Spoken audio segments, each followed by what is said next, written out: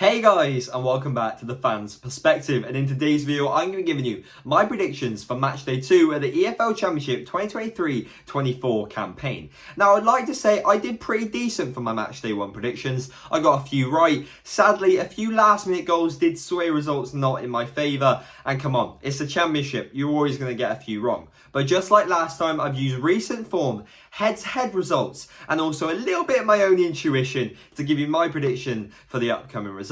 Now, if you do like this sort of content, please can you smash that like button, subscribe to the channel, and hit that notification bell so you know when the video goes live. And more importantly, drop a comment down below what your predictions are. Without further ado, let's get into it.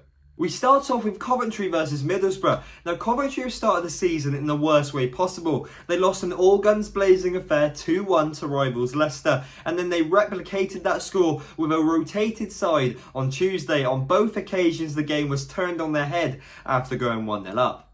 Borough, on the other hand, they dominated the ball in game week 1, but was found out by Millwall. And then if you look back at the cup game, they progressed with relative ease. I can see in this clash, Middlesbrough will dominate the ball once again, but I think Coventry will just have that last push and get a 1-1 draw. We then have Birmingham versus Leeds. Now, both sides did manage to redeem themselves with wins in the cup after a very mediocre opening day performances, but I can see Tom Brady's boys pulling through here, because if it wasn't for Luke Southwood, their rotated side would have struck 8 at least past Cheltenham, and considering Leeds only just managed to scrape a point very late on in the game against Cardiff, I can see the new boys for Birmingham doing the business. We then have QPR versus Cardiff. Now, despite how poor Cardiff's defence has been of late, I can't even see this QPR team smelling a win. This Ainsworth reign has been nothing but disastrous. And yes, they might get some sort of consolation goal just because of the home crowd, but nah, I can still see a 3-1 win for Cardiff. Regarding Huddersfield versus Leicester, come on, I can only see the game going one way. They've just conceded 6 goals in a week, and they're about to face a Leicester side which hasn't even fully gelled and have just further strengthened their midfield in the transfer window. They haven't played each other since they were both in the big leagues, in which case Leicester did the double in emphatic fashion. For me, it's a recipe for disaster. 4-0 to the Foxes. We then have Hull versus Sheffield Wednesday. Now, they haven't played each other since the 1920 season, where Hull did manage to do the double, but if we're being honest, both sides have had an absolutely terrible start to the season. Sheffield Wednesday only just edging it, because they did manage to get through in the cup, but it was on penalties. Interestingly, both sides did get dominated in match day 1. They let their opposition have most of the ball, and they did get penetrated by quite a few shots. But just off the eye test for me, I'm going to have to go Hull. For me, for the foreseeable future, the only hope Sheffield Wednesday have is the home crowd, and as Hull are the home side, they don't have it in this fixture. So I'm going to go 2-1 Hull. Next up, you have one of those games for the neutral. You have Ipswich versus Stoke. Stoke kicked off their season playing free-flowing football in a dominating win against Rotherham, and Ipswich did what many people thought was the impossible, actually defeating Sunderland. Granted, it is quite hard to assess their performances fully, as both their oppositions did receive a red card, but I can see this game ending all square. To my knowledge, Ipswich have an amazing home record, but Ribeiro is on fire at the minute for Stoke. I can see the home crowd doing their magic, but also Stoke having just enough firepower to level the scores 2-2.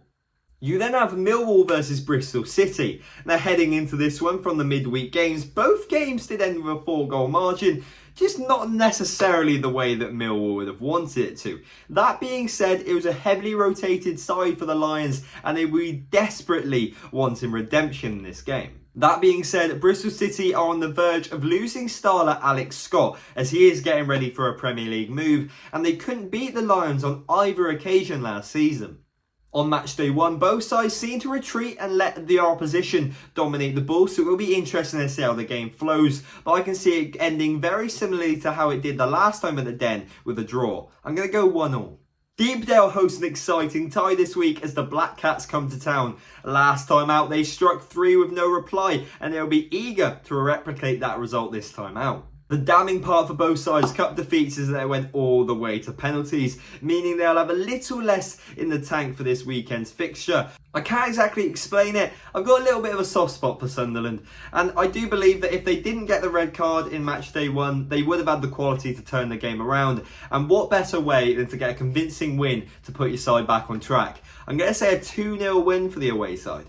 Next up, Rotherham versus Blackburn. Now, their clashes last season were a statistician's worst nightmare. It was reverse batterings.